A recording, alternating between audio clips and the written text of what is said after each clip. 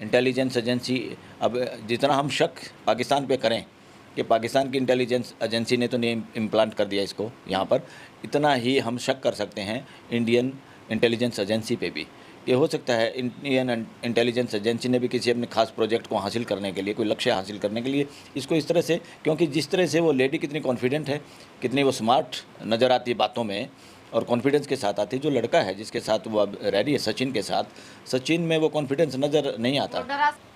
नमस्कार, मैं दामिनी शर्मा। सजग भारत में एक बार फिर से आप सभी का स्वागत करते हैं। देखिए, सीमा हैदर को लेकर तमाम खबरें जो है वो लगातार सामने आ रही है। कई तरीके के कई तमाम प्रश्न चिन्ह जो है वो इस वक्त सीमा हैदर पर भी खड़े हो रहे हैं कि आखिरकार अब तक कस्टडी में क्यों नहीं लिया जा रहा है, या पहले जो जमानत दी गई थी उसके बाद कोई कार्रवाई क्यों नहीं की जा रही है। ये तमाम तरीके के प्रश्न चिन्ह हैं जो लगातार खड़े किए जा रहे हैं। इन प्रश्न चिन्ह के साथ सवाल ये उठ रहे हैं, क्या वाकई में सीमा हैदर एक पाकिस्तानी महिला है जो भारत आई है सचिन के लिए, यानी कि अपने पबजी प्रेमी के लिए, या ये भी कहा जाए कि वे एक आईएसआई की एजेंट हैं, कोई आतंकवाद से उनका कोई रिश्ता है। ये तमाम सवाल लगातार खड़े किए जा रहे हैं और इन सवालों का जवाब जानने के लिए आज हम पहुंचे हैं सुप्रीम कोर्ट वकील, सुप्रीम कोर्ट के एडवोकेट बलराज जी के पास, और जिनसे बातचीत करेंगे क्योंकि वकील हैं और उसी क्या लॉ है, क्या कानून है, कानून में किस प्रकार से इस मुद्दे को देखा जा रहा है, ये बेहद ज़रूरी है जानना। आपने सर सुना सीमा हैदर को लेकर पिछले 7 दिनों से लगातार ये मामला इतना ज़्यादा बढ़ चुका है, इतना ज़्यादा प्रश्न इस पर खड़े हो रहे हैं। आपको क्या लग रहा है सबसे पहले तो, क्या वाकई में जो भी कुछ देखने को मिल रहा है वो सच है? देखिए, ये तो एक सीधी सी बात है कि एक पाकिस्तानी महिला और एक इंडियन आदमी लड़का, जो हम एपिसोड देख रहे हैं, जो न्यूज़पेपर में आता है, आ रहा है, और लगातार मेन स्ट्रीम चैनल पे भी ये चीज़ें आ रही हैं, देखने को मिल रही हैं। इसमें अगर हम खाली लॉ के मुताबिक जाएं तो लेडी पे तो एक तो इलीगल एंट्री इन इंडिया ये भी लागू होता है। बिल्कुल, हाँ। और दूसरा, वो पाकिस्तान की सिटीजन है और पाकिस्तान के किसी अगर लॉ का वायलेशन किया गया या मुस्लिम पर्सनल लॉ का वायलेशन किया गया, क्योंकि वो बीइंग मुस्लिम वहाँ जो भी कानून है महिलाओं पे शादी से रिलेटेड, उसको वो लागू होता ही है किसी भी सिटीजन पर, जब वहाँ की पाकिस्तान की सिटीजन है। और इंडियन हमारा जो नौजवान है, क्या नाम है उसका, सचिन पे भी लागू होता है कि किसी बाहर के मुल्क की लेडी को हेल्प की है उसने इंडिया में इलीगल एंट्री के लिए, और इवन एडल्ट्री के लिए भी। शादीशुदा आदमी से रिश्ता बनाना without consent of his legal partner, वो एडल्ट्री में आता है।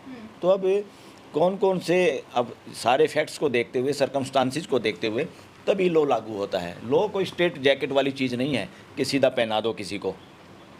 लॉ में जब फैसला होता है तो 2 चीज़ें अहम हैं हर अदालत में, नीचे की अदालत में, जिनको कोर्ट ऑफ फैक्ट्स कहा जाता है, कि हकीकत क्या है, ज़मीनी हकीकत क्या है, उन बातों पे ही लॉ लागू होता है। तो लॉ को लागू करने के लिए सारी हकीकत क्या है, किस वजह से वो यहाँ आई, किस वजह से सचिन का उससे कांटेक्ट हुआ, और असली उनका रियल में क्या मकसद है, और जो पाकिस्तान का भी लॉ है चाहे इंडिया का भी लॉ, ऐसे मामलों में इंटरनेशनल लॉ भी काम करता है। इंटरनेशनल लॉ क्या होता है, जब 2 देशों के नागरिकों के बीच में इस तरह की कुछ बातें होती हैं, शादी कहीं और बाद में किसी और से शादी, या शादी है तो डाइवोर्स किसी दूसरे देश में, इस तरह के सारे मामले प्राइवेट इंटरनेशनल लॉ के तहत आते हैं। पर सर, आप तो कानून को देखो बारीकी से समझते हैं चीज़ों को। कानून के मुताबिक ये बिल्कुल इलीगल है और इसके लिए पहले उन्हें अरेस्ट भी किया गया था, पर जमानत दे दी गई। लगातार सवाल अगर खड़े हो रहे हैं कि वो आईएसआई की हैं, या अगर शक के घिराव में वो आ रही हैं, क्योंकि अब तो उन्हें छिपा भी दिया गया है, 3 दिन हो चुके हैं मीडिया के सामने नहीं आई है। अगर शक के घिराव में तो इतना समय क्यों लग रहा है? क्या ये देश के लिए हानिकारक नहीं है? मामला भी सेंसिटिव मामला बन गया, पूरा देश जानना चाहता है हकीकत क्या है। हकीकत क्या है? बिल्कुल। अब देखो, देश के लोगों में भी दोनों विचार चले हुए हैं। इस तरह के मामलों में सबसे पहले प्राइमा फेसी तो जो इलीगल एंट्री होती है, नेचुरल, हर देश ये कोशिश करता है देखने की, सारे सबूत इकट्ठा करने की, सारी जानकारी लेने की, क्योंकि इसमें इंटेलिजेंस एजेंसियों का भी रोल हो जाता है। जो इस तरह से नागरिक एक दूसरे को बॉर्डर इलीगली क्रॉस करते हैं, भाई कोई वो एजेंट तो नहीं है किसी इस तरह के इंटेलिजेंस एजेंसी का, विदेशी शक्तियों का, क्योंकि पाकिस्तान और इंडिया के लगातार जो संबंध हैं हमेशा स्ट्रेन में रहते हैं बॉर्डर पे, और दोनों देशों की पॉलिटिक्स भी कई तरह से हिंदू मुसलमान पे भी कई बार टिक जाती है, और इसका मिसयूज होता है पॉलिटिक्स में, दोनों ही देशों में होता है मिसयूज। अब बीइंग एडवोकेट, अगर हम कहेंगे इस वक्त प्योरली अगर देखा जाए तो लीगल मामला तो बनता ही है कि दो देशों के नागरिक इन्वॉल्व हैं और एक बॉर्डर को इलीगल तरीके से किसी ने एंट्री की है। और वो लड़की का हस्बैंड भी हमने टीवी चैनल पे देखा, वो कह रहा है कि मेरे से बिना बताए पैसे भी मैंने भेजे और उन्हीं पैसों से ये टिकटें करा के यहाँ आई है इसके पास। मैं इसकी मदद लगातार करता रहता हूँ, इसमें कोई दो राय नहीं। उसने यस भी किया है मीडिया के सामने कि पैसे भेजे हैं इसने।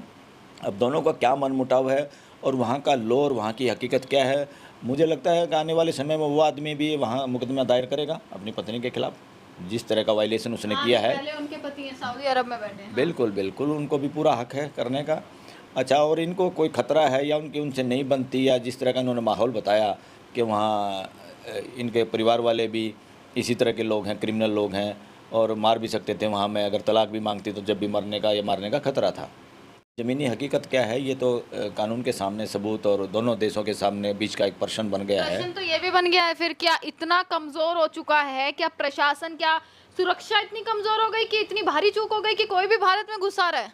देखो, ये तो बिल्कुल ही इसी नेपाल के रास्ते से बहुत बार ऐसे होता है कि देश में कोई भी इस तरह इलीगल एंट्री करता है। इस बात से तो साबित हो ही गया कि कोई भी आदमी इस तरह से इजीली जब ये आ गई है महिला, तो बहुत सारे लोग इस तरह आए हैं। कई बार आतंकवादी लोग भी इस तरह से बॉर्डर क्रॉस करते रहते हैं। तो कब इस पर कब एक्शन लिया जाएगा? इस पे तो कानून के तहत एक्शन लेना ही चाहिए, लेना पड़ेगा। और दूसरा वर्जन ये भी है, अब लोगों का वर्जन है, अगर intelligence agency not only of Pakistan but India की भी तो इंटेलिजेंस एजेंसियाँ कुछ काम करती हैं। अब हो सकता है इंटेलिजेंस एजेंसी, अब जितना हम शक पाकिस्तान पे करें कि पाकिस्तान की इंटेलिजेंस एजेंसी ने तो नहीं इम्प्लांट कर दिया इसको यहाँ पर, इतना ही हम शक कर सकते हैं इंडियन इंटेलिजेंस एजेंसी पे भी कि हो सकता है इंडियन इंटेलिजेंस एजेंसी ने भी किसी अपने खास प्रोजेक्ट को हासिल करने के लिए, कोई लक्ष्य हासिल करने के लिए इसको इस तरह से, क्योंकि जिस तरह से वो लेडी कितनी कॉन्फिडेंट है, कितनी वो स्मार्ट नज़र आती है बातों में और कॉन्फिडेंस के साथ आती है। जो लड़का है जिसके साथ वो अब रह रही है सचिन के साथ, सचिन में वो कॉन्फिडेंस नज़र नहीं आता। डरा सहमा हुआ है। हाँ। सचिन का तो बिल्कुल प्योरली ये है कि हाँ, उसने ज़रूर एक अपनी भावना के हिसाब से उसको बुलाया है या उसके साथ शादी करने का मन बना लिया है, मगर lady is not so innocent, मुझे जो लगता है। तो दोनों तरफ से अपने बयान तक पलट रही है। पर आप जो कह रहे हैं, आपने बहुत बड़ी बात कह दी है कि कोई साजिश भी हो सकती है कि एक बड़े प्रोजेक्ट को हासिल करने के लिए इस प्रकार से उसको यहाँ पर तैनात कर दिया हो या पाकिस्तानी बताकर, ये क्यों आया दिमाग में? मतलब ये लोगों को दिमाग में इसलिए आता है कि इस अगर पाकिस्तानी एजेंट या कुछ कोई भी इस तरह इलीगल एंट्री करता है देश में, सरकारें विरोध करती हैं, उनकी जमानत कर काफ़ी गहन पूछताछ करती है और इस मामले में उनको जमानत मिल गई। ये जमानत मिलना अपने आप में ये साबित करता है कि कहीं ना कहीं इंडियन गवर्नमेंट को या इंडियन सिस्टम को तो ये बात जच गई कि ये इंटेलिजेंस एजेंसी पाकिस्तान के कोई एजेंट नहीं है। सिंपल सी बात है। अगर और इस तरह से आई है इतना जल्दी पता चलना, तो ये तो शो करता है कि इतना जल्दी कॉन्फिडेंट हो जाना इंडियन लोगों का, सिस्टम का, तो ये भी अपने आप में क्वेश्चन मार्क तो है ही कहीं ना कहीं। हालांकि मैं जमानत देने के विरोध में कभी नहीं, बीइंग एन एडवोकेट, इंडिया में bail is law, jail is exception. बड़ी बात है सिर्फ पूछताछ करने की, पूछताछ करनी चाहिए और दोनों एंगल से करना चाहिए। और लोगों के जहन में तो दोनों ही बातें हैं कि अगर पाकिस्तानी इंटेलिजेंस एजेंसी की तरफ से कोई इस लेडी को यहाँ बुलाया गया है या भेजा गया है, तो हम बराबर का शक भी कर सकते हैं अपनी खुद की इंटेलिजेंस एजेंसियाँ पे भी, इंडियन इंटेलिजेंस एजेंसी पे भी हो सकता है, क्योंकि इंटेलिजेंस एजेंसियों का बहुत बार दुरुपयोग होता है। है तो ये देश की सुरक्षा के लिए, मगर दुरुपयोग होता है पॉलिटिकल गेंस के लिए हर देश में। ये बहुत अच्छी बात नहीं है। अच्छा, एक सवाल ये उठ रहा है कि वो हिंदू हैं भी या नहीं है हिंदू, क्या वो वाकई में इस्लाम धर्म से जुड़ी हुई हैं? उनकी वीडियोस हम देख रहे हैं, इतनी अच्छी हिंदी वो बोल रही हैं, इंग्लिश के शब्द इस्तेमाल कर रही हैं। कुछ वीडियोस तो ऐसी आई जब उनसे पूछा गया कि भाई थोड़ा सा कुरान के बारे में बता दो, थोड़ा सा कलमा पढ़कर बता दो, तो वो कहती है भाई मुझे याद नहीं है, मुझे अभी पता नहीं है, मेरे को आता नहीं है, मैंने ज़्यादा नहीं पढ़ा है कुरान को। पर सर, मैंने एक इंटरव्यू किया और उस इंटरव्यू में उन्होंने मेरी वीडियो में कलमा पढ़ा और वो कलमा पढ़ा गया गलत।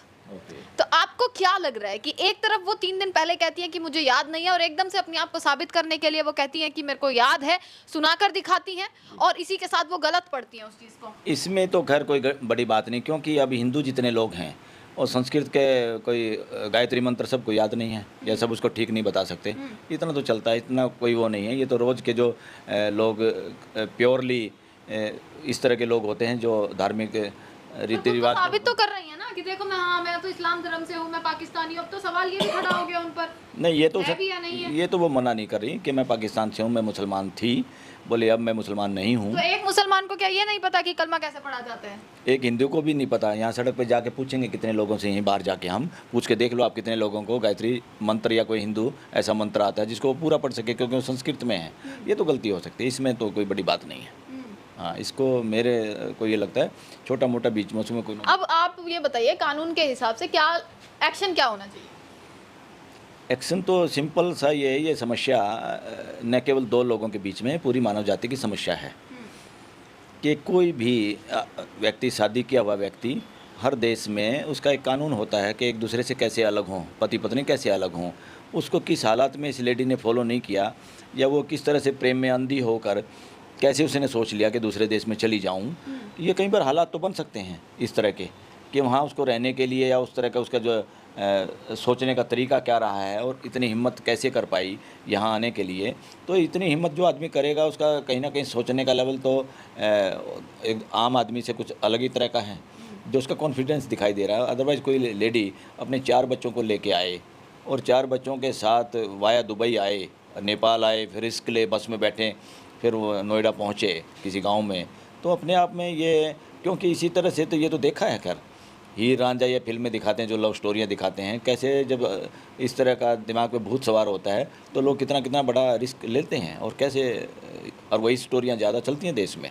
वही उनको अच्छे प्रेमी कहते हैं लोग, उनके उसमें वो करते हैं कि कितना एक दूसरे के लगाओ। खतरा भी तो है ना, अगर वाकई में हुई आईएसआई की एजेंट, फिर एक खतरा भी तो है कि अभी तक वो बाहर है, खुली में है, अभी कोई भी कस्टडी में नहीं है। होगा ये तो इनका दुनिया भर की इंटेलिजेंस एजेंसी हैं, ये तो उनका काम है देखने का। तो क्यों नहीं देख रही है एजेंसी? ये भी तो शक है ना, ये कहीं ना कहीं की एजेंसी इतना समय क्यों लगा रही है? 7 दिन से कोई किसी के बारे में खबर चल रही है, वो सामने आकर मीडिया के अलग अलग बयान दे रही है, तो उसको कस्टडी में लिया जाए। नहीं, बात ये नहीं है कस्टडी में लिया तो कोर्ट के बिना तो नहीं ले सकते। उसके अलावा भी फिर डिफरेंट कानून में दोबारा उसको अगर इन्वेस्टिगेशन की ज़रूरत है और कस्टडी में लेने की ज़रूरत है और किसी लॉ के वायलेशन में, दुनिया भर के लॉ वायलेट हुए हैं इसमें, तो ले ही सकते हैं। वो इसमें नहीं लेना चाह रहे और इतना जल्दी इसको ज़मानत मिल गई। अगर मानवता पे देखें के आधार पे देखें तो अच्छी राहत है किसी को, अगर वाकई वो इस तरह से आई है, क्योंकि कहीं जान का खतरा होता है तो कोई भी देश उसको वो देता है, पनाह देता है, दूसरे देश की नागरिकता और दूसरे देश में शरण मिलती है। ये इंटरनेशनल लॉ भी है। पर पहले ऑब्जर्वेशन पूरी हो जानी चाहिए। ऑब्जर्वेशन पूरी, क्योंकि इसके लिए यहाँ शरण देने के लिए भी एक डिपार्टमेंट है, इंटरनेशनल एजेंसी दिल्ली में है जो इंटरनेशनल लॉ से गवर्न होती है।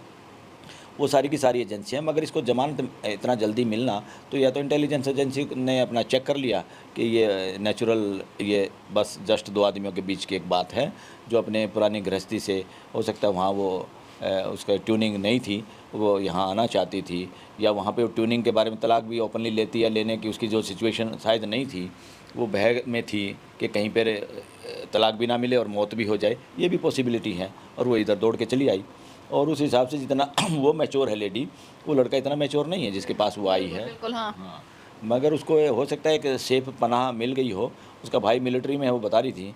हो सकता है ऐसी चीज़ें कई बार समाज में भाई भी स्वीकार्य नहीं कर पाते और वो भी साथ दे देते हैं ससुराल वालों का। ये तो पॉसिबिलिटी बन सकती है कि उसको जान का खतरा हो। और इंटरनेशनल लॉ क्या कहता है, जहाँ पॉलिटिकल या किसी भी तरह किसी आदमी को बिना लॉ को फॉलो किए जान का खतरा है और प्राइमा फेसी ऐसा है तो दूसरा देश उसको शरण दे सकता है और लंबे समय के बाद उसको नागरिकता भी दे सकता है। क्योंकि दलाई लामा भी भाग के ही आए थे तिब्बत से, उनको पनाह दी, जगह दी, रिकॉग्नाइज़ किया उनकी बातों को, और आज भी वो यहाँ रहते कितने लोग, और इनकी सरकार भी यहाँ है। नेपाल तिब्बत की एक सरकार भी है यहाँ बनती है। तो पाकिस्तान का मामला हो गया ना, जहाँ पर सबको उस नज़र से देखा जाता है आतंकवादी। देखो पाकिस्तान का यहाँ देखने का नज़रिया कैसे बनता है लोगों का, सरकार जो खबरें मीडिया में चलती है उसके आधार पर लोग वो बनाते हैं। अदरवाइज़ तो जब यहाँ से कोई आदमी पाकिस्तान में जाता है तो पाकिस्तान के लोग इतनी मेहमानबाजी करते हैं जितनी हमारे यहाँ भी नहीं होती। हमारे यहाँ मेहमानबाजी गायब होती जा रही है देश में। अपने आप को हम डेवलप्ड कंट्री बताते हैं, उनसे ज़्यादा अच्छा देश बताते हैं, उनसे ज़्यादा फॉरवर्ड देश बताते हैं, मगर मेहमानबाजी के मामले में इंडिया से जो लोग जाते हैं, वहाँ वकीलों के, हमारे साथियों के भी ग्रुप गए हैं, वो याद करते हैं, बोला इतना ज़बरदस्त मेहमानबाजी हम भी नहीं करते जितनी वो करते हैं। मानवता बॉर्डर की मोहताज नहीं है। Love is bigger than the borders and blood is thicker than the borders. बिल्कुल, बहुत बड़ी बात जो है वो बलराज जी ने कही है। इसी के साथ तमाम खबरें लगातार सीमा हैदर को लेकर चल रही हैं। मैंने आपको इंटरव्यू भी उनका भी दिखाया, अभी सचिन का भी मैं इंटरव्यू जो है वो आप तक दिखाऊंगी। अगली वीडियोस में सचिन का इंटरव्यू देखने को मिलेगा और वो ज़रूर देखिएगा। ज़रूर मैं आपको बता रही हूँ, यहाँ से आपने कानून जान लिया कि अगर किस तरीके से अगर ISI की एजेंट निकलती हैं तो क्या होगा, या कस्टडी में क्यों नहीं लिया जा रहा। तमाम लोगों के ये सवाल थे जो आज सुप्रीम कोर्ट एडवोकेट हमारे साथ मौजूद रहे बलराज जी, उन्होंने क्लियर भी कर दिए होंगे। कई लोगों को क्लियर हो गया होगा कि आखिरकार ऐसा क्या हो रहा है, कहीं ना कहीं षड्यंत्र के रूप में भी देखा जा रहा है इस चीज को। बाकी अब पता लगे कि आखिर क्या होगा, किस तरीके से जो है सीमा हैदर के केस को सुलझाया जाएगा। अभी कई प्रश्न चिन्ह, कई क्वेश्चन मार्क्स जो हैं वो खड़े हुए हैं लगातार लोगों के मन में भी। पूरी देश की जनता, चाहे वो भारत हो चाहे वो पाकिस्तान हो, दोनों तरफ के लोग जानना चाहते हैं सच क्या है आखिरकार। इसी के साथ देखते रहेगा सजग भारत। आपका बहुत बहुत शुक्रिया।